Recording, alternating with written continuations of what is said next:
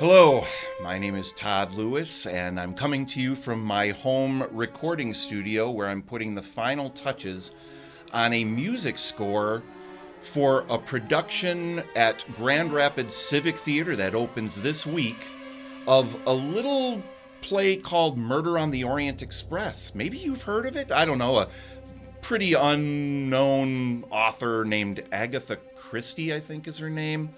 Yeah, you know who I'm talking about, crafted this incredible story about a spoiler alert, a murder that happens on a train called the Orient Express. I know, spoiler alert, it is kind of in the title though, so I guess you go into it expecting some certain things. Maybe a train, maybe a murder, but what you oftentimes don't expect is a music score accompanying that live theater production.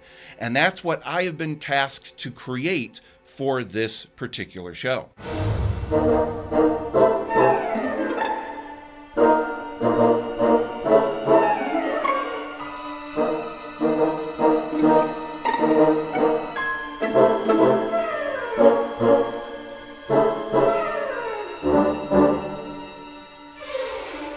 Now, music scores in theater productions are pretty rare.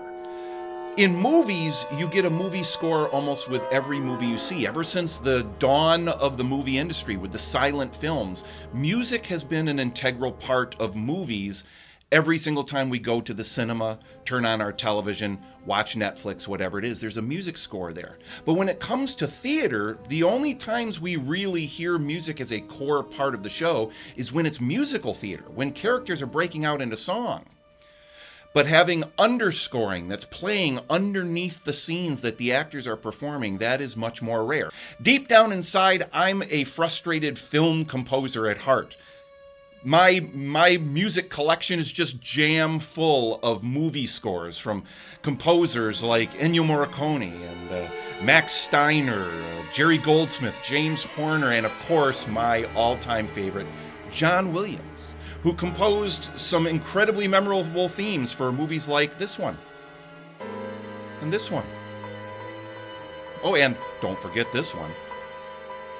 I mean, when those images come up, you probably hear themes in your head because they're so iconic. John Williams, I just have to give a shout out to, has transformed my life and enriched my life in so many ways.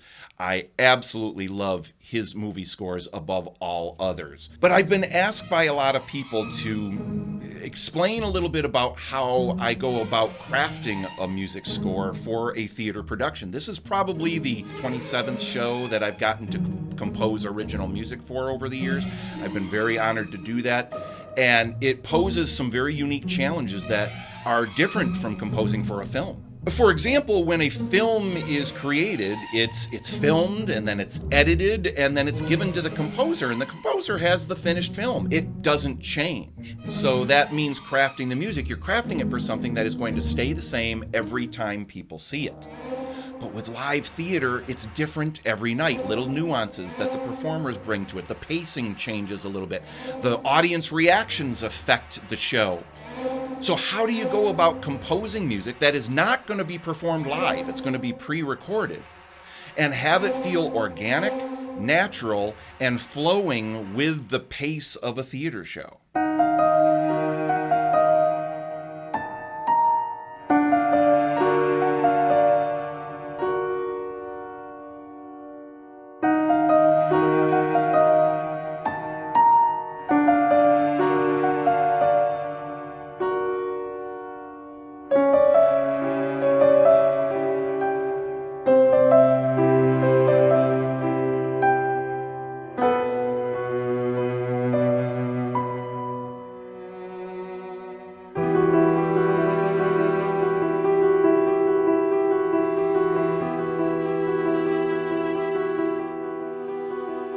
Whenever I approach creating live music for underscoring scenes that actors are performing, my number one rule is I don't ever want to have to ask the performers to change what it is they're doing. I don't want them to be conscious of the music. I want them to perform the way that they and the director have determined the scene should be. For the most part, the actors should be unaware that the music is even there, and it shouldn't change anything that they do. As a performer myself, that was very important. I don't want to impede the actors in what they're doing. I only want what I'm doing to support and enhance what the performers and the production as a whole are bringing to the stage. So I have to craft the music in ways that different pieces of music can be blended together as the pacing of the show changes, and have it feel seamless, like it's one piece of music sometimes playing under an entire 3 to 4 minute scene sometimes, and not have the audience or the cast realize that a change of music cue has even happened because they blend together to sound like one music cue.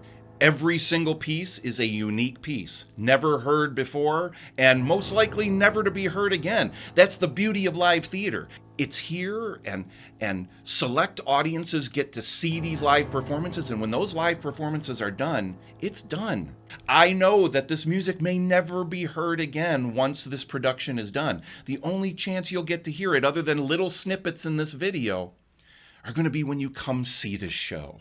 So I went through the script line by line and just started making notes of where I thought music should be. Now, once I've gone through the first act of the show and crafted pieces of music and determined where I feel those pieces of music should be, I bring the director into my recording studio here. We watch the rehearsal tape and I play those pieces of music at the times that I feel they should be.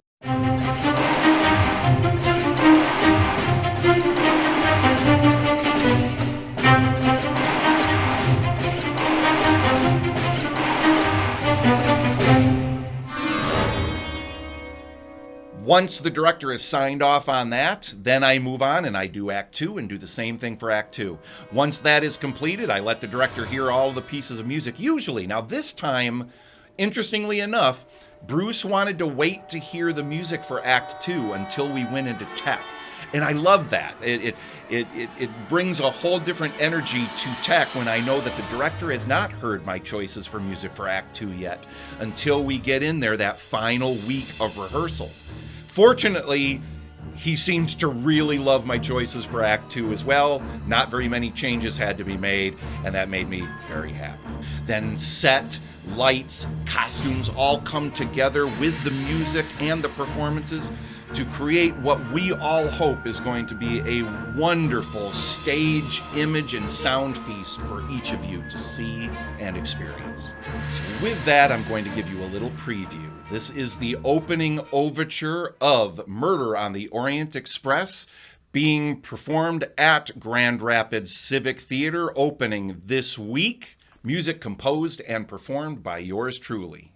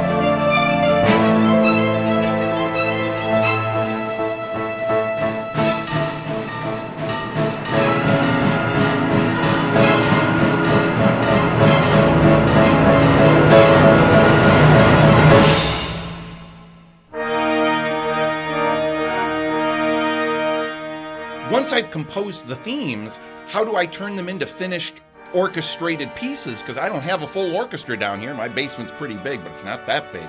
And I don't have that kind of dough. So that's what I have this keyboard for, is I will now go through and I will craft and record each of the different instruments. The strings, the timpani, the percussion, the French horns, the trumpets, the cellos, everything, the solo violins, the piano. I'll go through and I'll create each one of those instruments one at a time. And I'm playing each of those pieces of music one track at a time. It's very time consuming, but I love that process because it gives me a sense of almost in a way playing each of the instruments myself, even though I'm not actually playing a violin or playing a trumpet. I wouldn't be able to do that. All I play is the keyboard. But composing this music and turning it into what might hopefully sound like a complete orchestra when it's done is what I set my sights on and what I love the most about this process. If you haven't gotten your tickets and you want to see this live production, hear this music, the only time in the world that it will ever be able to be heard, most likely, other than what you just listened to, get your tickets now. They are selling very quickly. Thank you so much for taking the time to watch this video and to listen to the music and so forth. If you have any questions or anything, feel free to comment on this video if you can. I'm not sure where this video is going to be put up, but I would love to hear from you, and I hope to see you at Grand Rapids Civic Theatre for this production.